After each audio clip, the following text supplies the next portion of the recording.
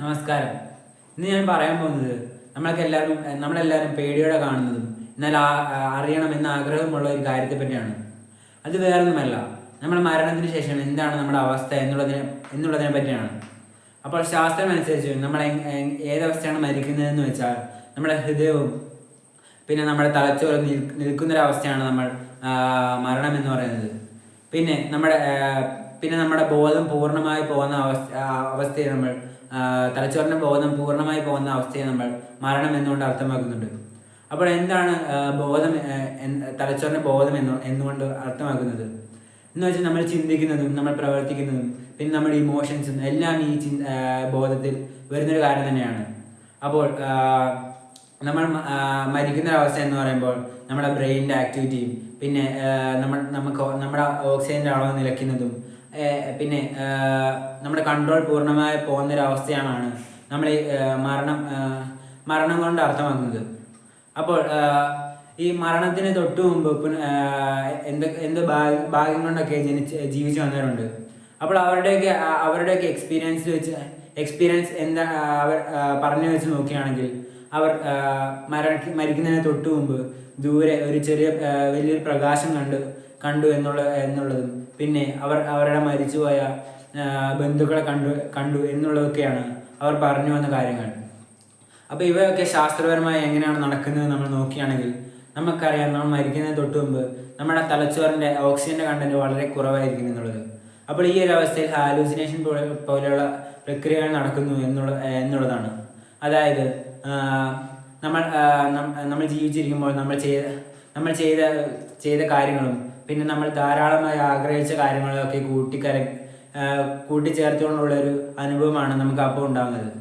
പിന്നെ എൻഡോർഫിൻ അതുപോലെയുള്ള ഹോർമോണുകളുടെ പ്രക്രിയ കൊണ്ടും ഈ ഒരു അവസ്ഥ വരുന്നു എന്നാണ് ശാസ്ത്രലോകം പറയപ്പെടുന്നത്. പിന്നെ നമ്മൾ മരിച്ചു കഴിഞ്ഞാൽ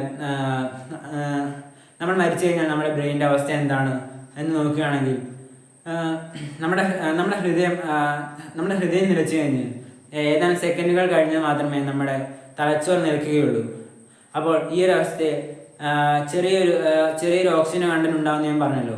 അപ്പോൾ ആ പറഞ്ഞ പോലെ തന്നെ നമ്മൾ ചെയ്ത കാര്യങ്ങളും നമ്മൾ ചെയ്യാൻ നല്ലപോലെ ആഗ്രഹിച്ച കാര്യങ്ങളൊക്കെ കൂട്ടിക്കലങ്ങി ഉള്ളൊരു ചിന്താഗതിയാണ് നമുക്ക് അപ്പോൾ മിന്നായം പോലെ നമ്മുടെ മുന്നിലൂടെ പോകുന്നത്.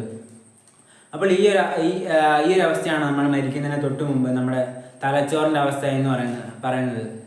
പിന്നെ നമ്മൾ നോക്കുകയാണെങ്കിൽ നമുക്കറിയാം, അപ്പോൾ നമ്മൾ മരിച്ചു കഴിഞ്ഞാൽ നമ്മുടെ എനർജി എങ്ങോട്ടാണ് പോകുന്നത് എന്നുള്ളതാണ് ശാസ്ത്രത്തിൻ്റെ വേറൊരു ചോദ്യം. അപ്പോൾ ഇതിൻ്റെ ഉത്തരം കാരണം എന്താണെന്ന് വെച്ചാൽ energy neither be created and nor B destroyed എന്ന് പറയുന്ന ലോയ്ക്ക് അനുസൃതമായാണെങ്കിൽ നമ്മൾ ആ എനർജി എങ്ങോട്ട് പോകുന്നത് എന്നുള്ളത് ചോദ്യം തന്നെയാണ്.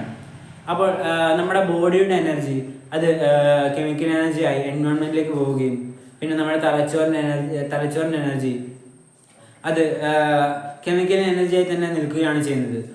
അപ്പോൾ എനർജി വേറെ രൂപത്തിൽ പോകുന്നുമില്ല, വേറെ രൂപത്തിലാവുന്നുമില്ല. അപ്പോൾ ഇങ്ങനെയാണ് നമ്മുടെ എനർജി കൺവേർട്ട് ആവുന്നത് എന്നാണ് ശാസ്ത്രലോകം പിന്നീട് പ്രൂവ് ചെയ്തത്.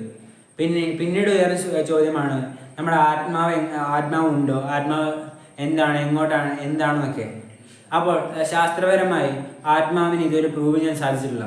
അങ്ങനെ ഒരു കണ്ടെത്താനുള്ള ഡിവൈസോ അതെങ്ങനെയാണെന്ന് കണ്ടെത്താൻ ഇതുവരെ ശാസ്ത്രലോകത്തിന് സാധിച്ചിട്ടില്ല.